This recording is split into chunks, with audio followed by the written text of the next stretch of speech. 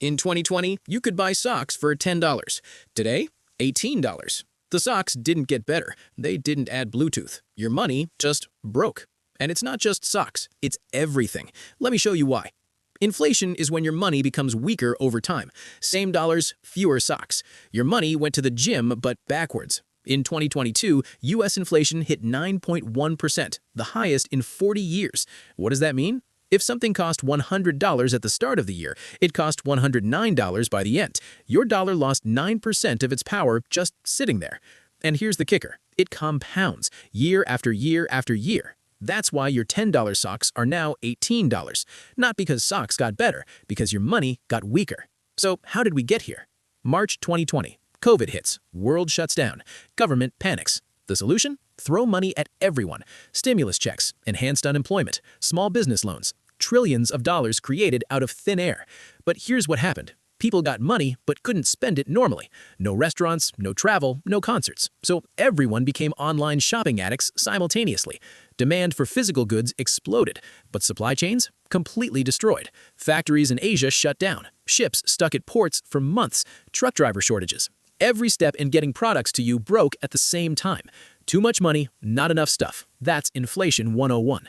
By 2022, everything was expensive, including your socks. So the government created the problem. How did they fix it? The Federal Reserve raised interest rates hard.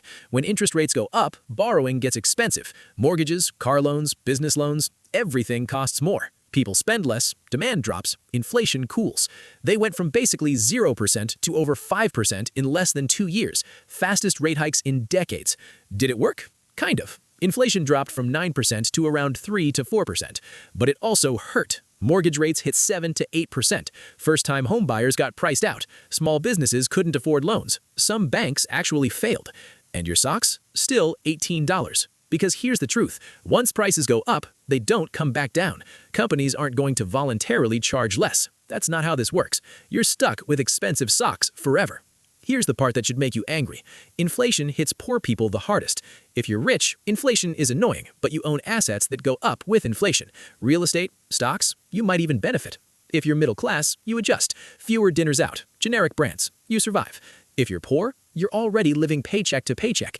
Every dollar is spoken for. Someone making $15 an hour in 2020 could afford certain things. That same person making $15 an hour today is significantly poorer, even though their wage didn't change. That's inflation's quiet violence. It doesn't announce itself, just slowly makes everything unaffordable. When socks go from $10 to $18, poor people don't buy cheaper socks. They wear holey socks until their feet hurt.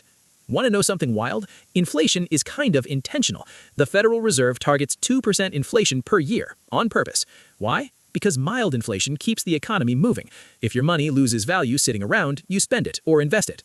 Also, the U.S. government owes $34 trillion. Inflation makes that debt easier to handle because the dollars you pay back later are worth less. But here's the catch. This only works if wages keep up with inflation. Spoiler, they don't. Wages lag behind. Sometimes they barely move while prices explode. So inflation becomes a wealth transfer, from workers to asset owners, from poor to rich, from you to people who already have money. This is why your grandparents could buy a house on one income, not because the past was better, but because decades of inflation eroded purchasing power while wages didn't keep up. And it'll keep happening, because fixing it would require restructuring everything. Nobody wants that. Too hard. So we just accept expensive socks. So what can you do? 3 things. 1. Don't just hold cash. If you keep money in a checking account earning nothing while inflation runs at 4%, you're losing money every year. Put it in high-yield savings, index funds, something that grows. 2. Earn more. Best inflation protection? Make more money. Learn skills. Get a better job. Start a side hustle. 3. Buy quality. Cheap socks wear out fast. You buy more socks. Good socks last years. Sometimes paying more upfront saves money long-term. And that's it. You can't control the Federal Reserve, can't stop money printing, can't fix supply chains, but you can protect yourself a little bit. Let's go back to the socks. $10 in 2020, $18 today. Seems simple, almost silly. But it's not about socks. It's about a deal you thought you had. Work hard, save money, do everything right, and you'll be okay. Inflation breaks that deal, slowly, quietly. Your work is worth less, your savings buy less, your paycheck goes less far. And there's not much you can do except adapt and stay ahead. When socks cost 80% more than 4 years ago, something fundamental changed. We all felt it. Now you know why. Thanks for watching. If this made sense, smash that subscribe button. And remember, your money is always losing value. Question is what you're going to do about it. Stay smart, buy good socks. See you next time.